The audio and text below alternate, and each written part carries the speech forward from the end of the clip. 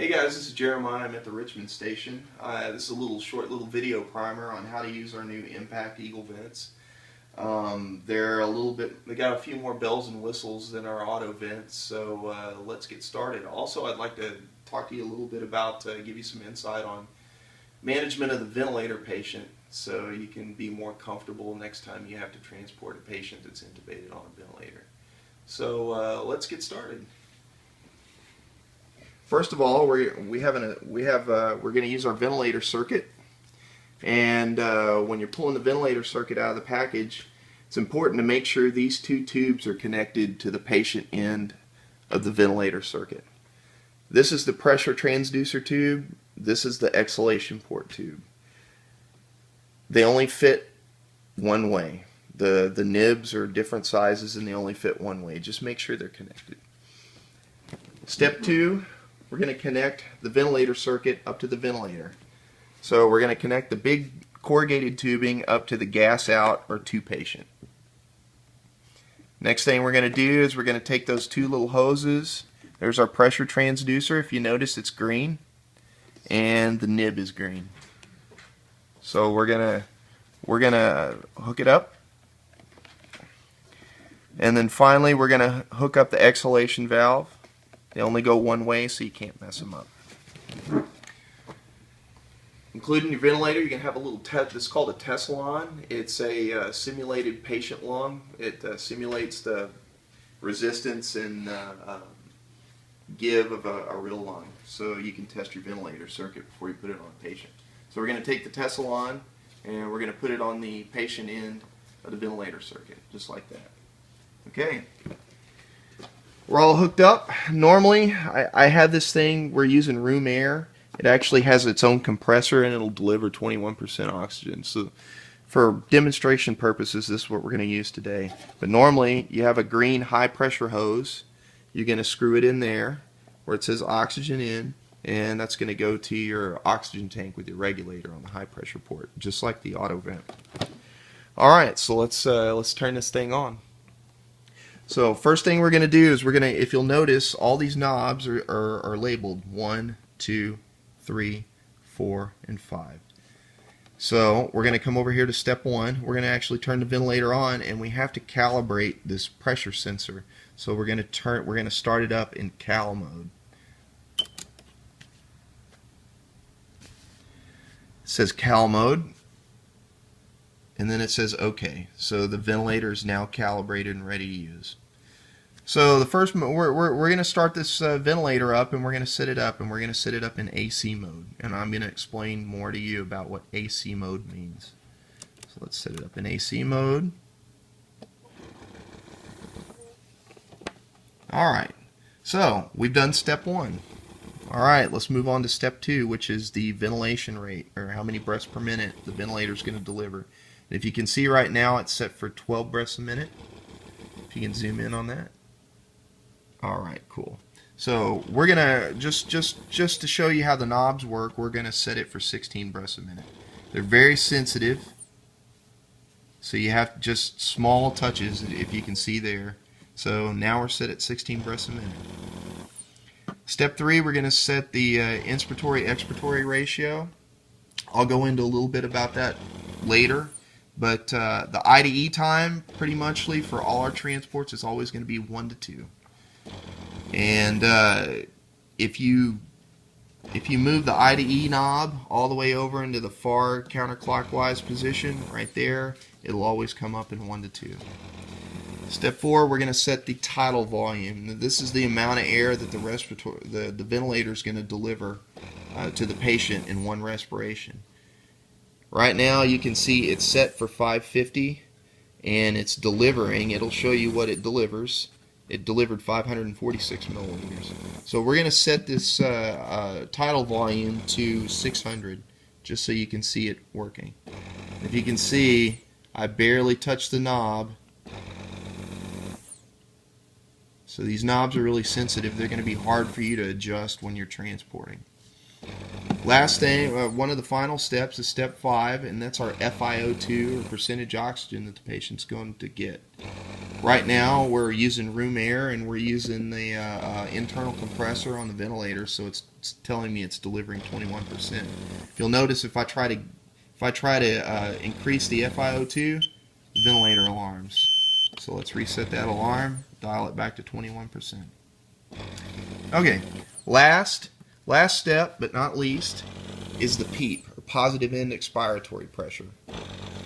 Positive end expiratory pressure is the air pressure that's left in your alveoli after you fully exhale a breath. Normal physiologic PEEP is 5 centimeters of water. So after you fully exhale and your epiglottis closes, you should have 5 centimeters of water of PEEP. So every patient we transport should get PEEP. So it's at 0 now. Let's set it for 5. And if you notice, you can only press that button and it goes up. It will go from 0 to 20 centimeters of water of PEEP. So an important thing for you to know is set the PEEP before you put the ventilator circuit on the patient, or you can encounter all kinds of problems and potentially damage lung tissue to your patient. Okay, so now we're fully set up in assist control mode. Let me explain a little bit about what that means.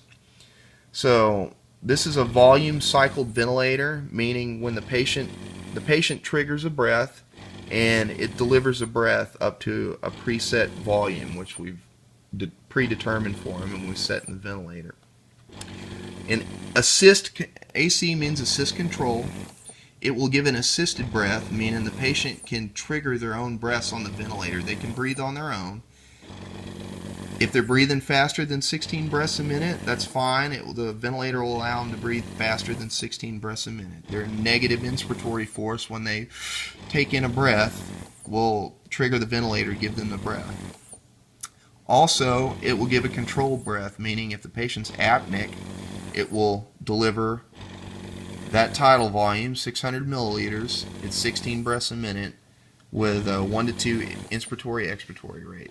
So if the patient stops breathing, the ventilator is going to breathe for him in a manner that we've preset. So there's some dangers, and there's some inherent dangers that you need to know about assist control. Most all the patients we transport out of the ERs and the ICUs are going to be in assist control mode. You need to make sure your patient is adequately sedated or comatose or comfortable on the ventilator when you put them in this mode, because what happens is if they start panicking on the ventilator, if they're uncomfortable and they start breathing more than 16 breaths a minute, say they start breathing 30 breaths a minute, as your respiratory rate increases, your tidal volume decreases. But what happens when the patient triggers a breath on the ventilator each time at 30 breaths a minute, the ventilator is going to try to deliver them the full 600 milliliter tidal volume. So what's going to happen is the patient's not going to have time to exhale the previous breath that they got, and it's going to blow up their lungs. It's going to create increased intrathoracic pressure, which is called auto-PEEP or breath stacking. That can damage lung tissue. That's called barotrauma. It can also create pneumothoraxes. If there's too much pressure in the chest, it can press on their aorta and lower their blood pressure.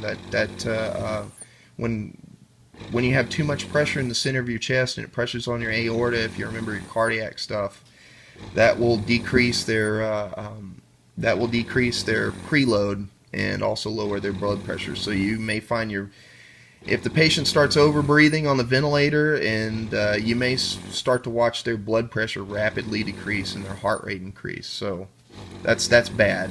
Another thing that can happen if they start over-breathing the ventilator in AC mode is hypocarbia, or they start blowing off too much CO2. That's bad, and there's a few reasons why that's bad.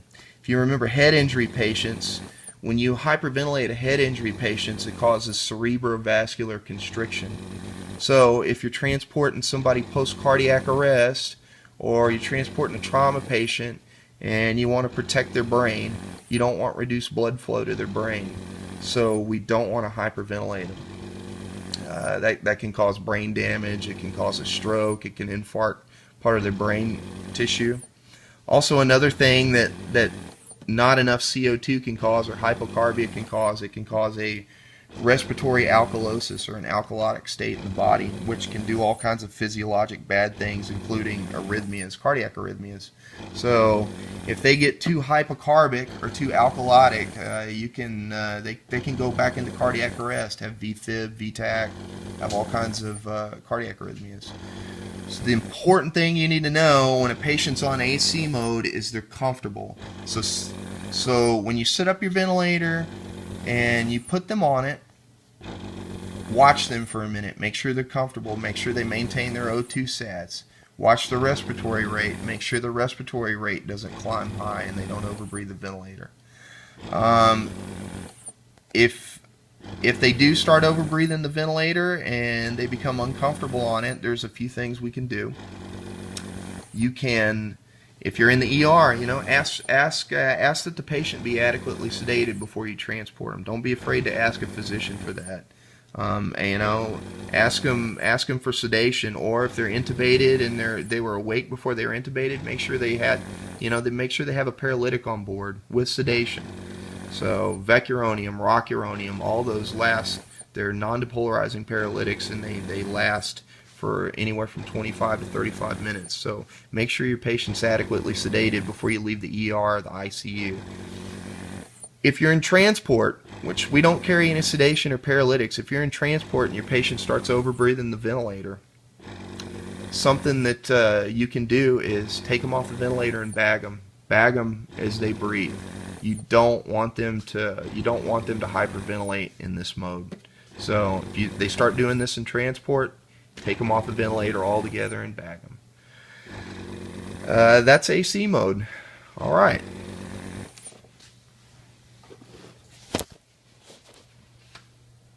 Bye.